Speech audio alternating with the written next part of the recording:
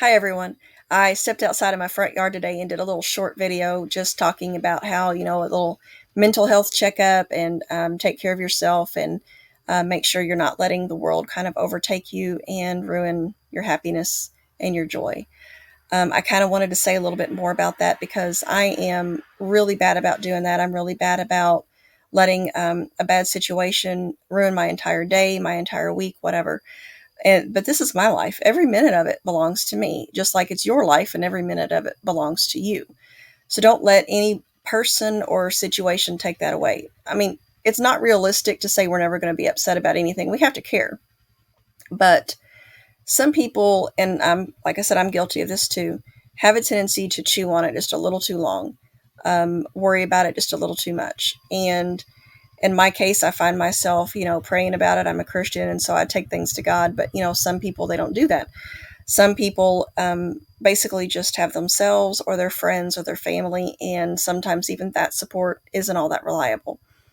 Um, we just need to make sure we're making time for self care. Your self care might be very simple. It doesn't have to be a day at the spa. It doesn't have to be expensive. It really just means that you acknowledge your own feelings, you acknowledge your own value, you think about how your emotions impact you, and maybe figure out some ways that you can cut back on some of the more negative aspects of your day to day life. Obviously, sometimes that can't happen. My mom had lung cancer and renal cancer, and that was a rough time. That was a time of worry and stress and emotion. There was anything I could do about that. But I spent more time with my mom, and that can be a comfort. And I know it made her feel better too. So we just need to think about these things. Maybe you're going through something in your life that can push you over into depression or anxiety. And sometimes it's just about kind of recognizing that and getting help before it turns into a major problem, before it snowballs, because it will. If if you don't find a way to deal with your stress, it's just like I always try to teach my kids. You have to find ways of coping with stress because it's not going anywhere. We're never going to have just an easy life where we don't have any concerns and worries. What we can have is a life where we put our mental health at a very top priority and we are very mindful of what we do, the choices we make, how we treat ourselves and each other. I'm on Twitter and I see so many mental health issues on Twitter. It's horrible. From people who are obviously very insecure, trashing on other people, to people who get some kind of sadistic joy from trolling somebody just to try to upset someone. I've got people on there that I see that I don't know if it's a true cry for help or if it's a cry for likes and retweets, but I always take it as it's probably real. People they always say people don't pretend to be depressed; they pretend to be okay, and I think most of the time that's true. So if I see someone who seems to be really having a hard time, I might just send them a little flowers gift or say something to them to try to encourage them. Because you go on any social media platform and you're going to see what I see. You're going to see people hanging on by a thread, people trying to cut somebody else's thread. You know, um, so I mean, there's even times I worry if it's even really the place for me. But as a writer, I need a platform. I need to be able to get my work out. And I do have a Ko-fi page, and I'll put that in my comments or in my description actually. So you can visit that and read the things that I write about mental health. You can read my poetry. I put short fiction on there. I do have a couple of ebooks out. I've got a couple of children's books out, and I do plan to put out more in ebooks or in some kind of format. And but the mental health thing is something that I'm never really going to shy away from because my whole family has anxiety from one level to another. My husband talks about social anxiety. My daughter, she was in kindergarten and she said she can remember sitting there, just her stomach just hurting. And it was one day she was kind of reading over this mental health book that I had been given at work. We took like a mental health course to help students. And she was looking at the list of symptoms for anxiety and she recognized herself and she said, "That's me. I didn't know it was anxiety." And a lot of people do that. They walk around and they carry something with them and they don't know what it is. And if you don't know what it is, you can't cope with it.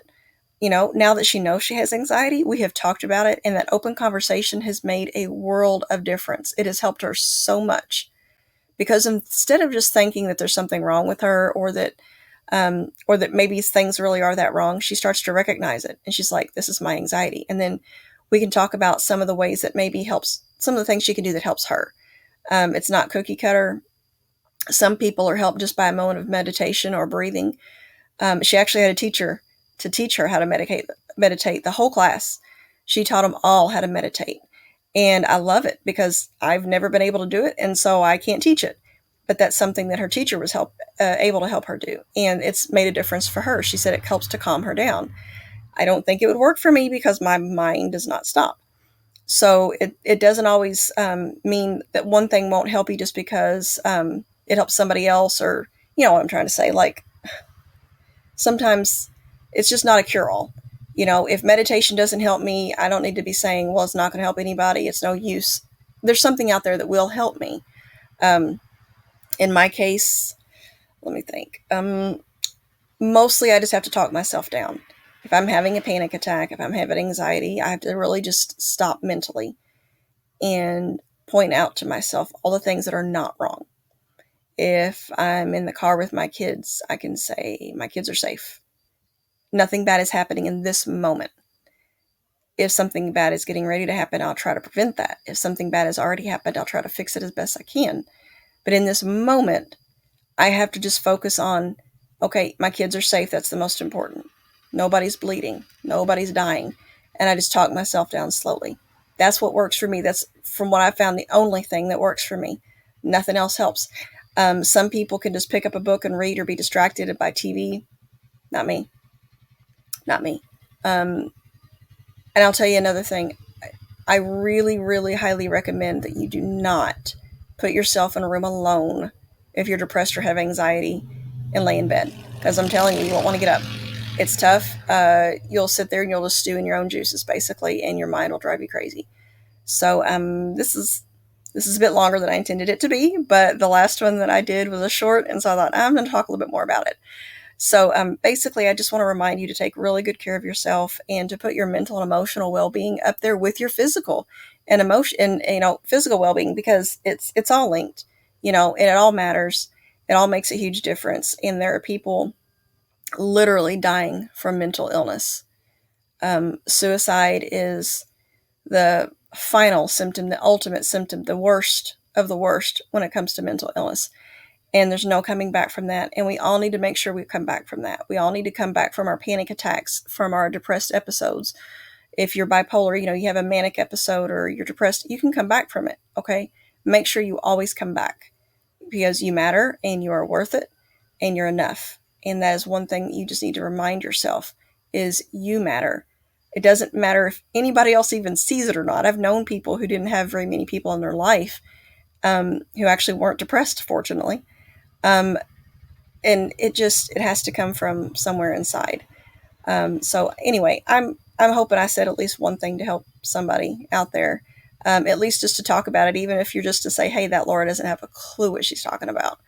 So if you like my videos, please hit subscribe, and I welcome comments. I even welcome criticism, just, keep it nice. But if there's something that you would rather see or me to do more of, or something you don't like, feel free to tell me, because this is my YouTube channel, but it's really your YouTube channel because you're the viewer and you're my target audience. And I would like you to walk away at least thinking, hey, she said something that made sense to me. Maybe I can relate to her a little bit. And I'm hoping maybe the little imperfections in my video will help some of you who, like me, are very self-critical. And it kind of helps me sometimes to see somebody else mess up. And I know I have, and I'm not going to edit it. I'm going to leave it the way it is. So, and I'm one who is very, very, very self-conscious about the way I look too. So this is all a challenge for me, and it's part of my own mental health journey and recovery. So thank you so much, and you have a blessed day.